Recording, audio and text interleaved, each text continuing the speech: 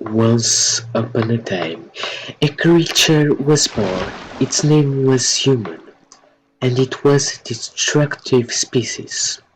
The first thing our human decided to do was to kill a cow, but he needed more resources, so he beat it a tree to death.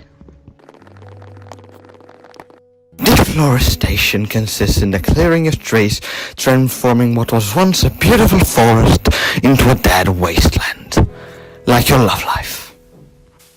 After a while, our humans decided to make the first invention, a wooden pickaxe. But as the human's brain advanced, new technologies were made, like the stone pickaxe. This made the wooden pick no longer a cutting-edge technology, but obsolete. So the wooden pick no longer fulfills its purpose with maximum efficiency. What should the human being do? Reuse it? No.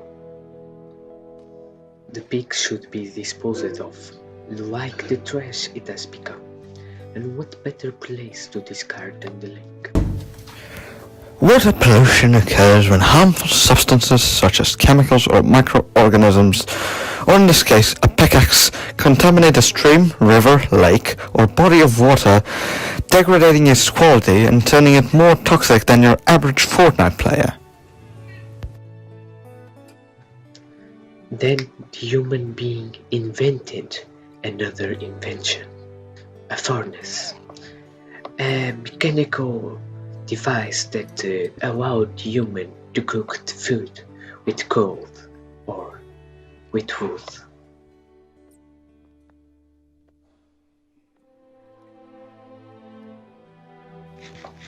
Now, with the meat of his enemies well prepared, the human decided that he needed a new hobby, something less destructive. Gardening finally concluded. But for that he needs green things to plant, and therefore the human being went looking for them. After finding enough seeds, the human built a small farm, but big enough to support them. It was so magnificent that even the grass began to float. But the dangers were not over yet. Scared and fearing his own life, the little human ran to get himself into a hole, swearing revenge on the monster that had hurt him. And thus the first weapon that the world had ever seen was created, the stone sword. And what better way to test it than by killing his biggest enemy, the sheep. One day, while he was being hated by the world around him, the human being thought that maybe he could get stronger.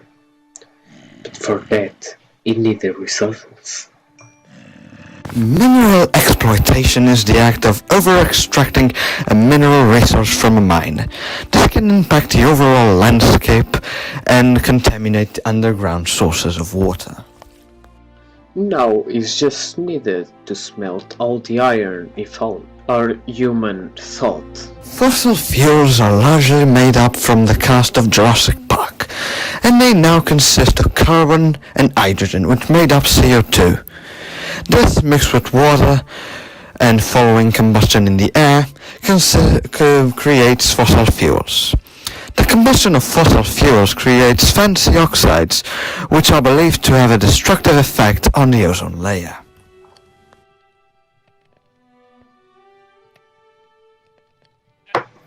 Now completely protected, our human thought to himself that he needed food. Large quantities of food, and not just meat, but wheat, for example. The farm that he had was little and didn't support his needs, but he had an idea. Monoculture. As we can see from our dear turbogender friend, monoculture consists in the agricultural practice of growing a single crop in a field. This practice destroys the nutrient in the soil and pollutes groundwater. But why did our friend need so much wheat? To give to chips? No, of course not. He needed because he wanted. So he burned old food in lava. But then one day, when our human tried to kill a sheep, it started raining. Our human thought, why did it not have a house? So he built a house.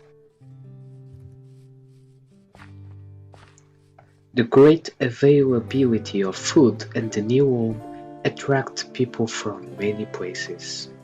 One of them said about how that house looked like a church and how she missed hearing sweet sound of violin. How a sweet human being killed her. He could be a bad person, but only a monster would like to hear the sound of a violin. One day the human decided to construct a beautiful machine that would revolutionize the way we live, thus beginning the industrial revolution. Absolutely ghastly activity is one of this human's favorite hobbies. But what exactly is this deplorable activity? This is animal abuse, and it basically consists in treating cute little creatures such as yourselves in deplorable ways, either by physically harming them, or by storing them like objects, or even by deliberately making them suffer. The human then constructed factories, beautiful things where he could destroy the nature more easily. But he also built trains and rail stations. Now he could travel across the world.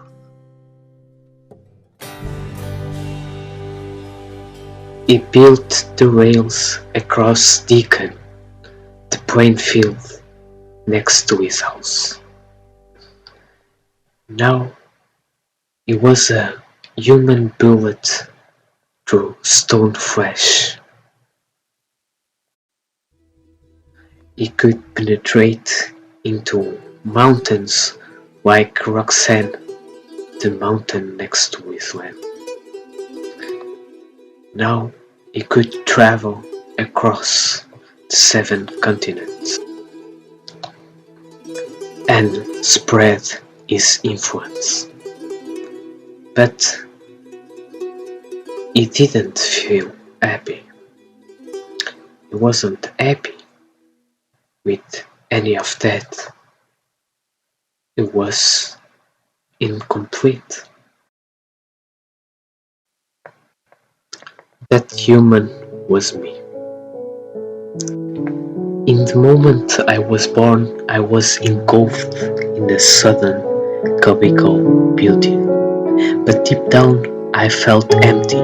Deep down I could only feel a need, an urge to make the beauty around me my own. Maybe in the start I did what I did for survival, but after a while it wasn't just to keep me alive. To be honest, I didn't even care about my life, about my true friends. To be honest, I don't even think I can justify the things I did in the slightest. I know this doesn't justify my actions, but I think I only did what I did because up here I couldn't see no God other than myself. But now I realize that all the animals I have trapped could not become my pets, and that the true purpose of my powers isn't to make the world around me my slave, but to protect it and to speak for it. I speak for the trees, for the trees have no songs.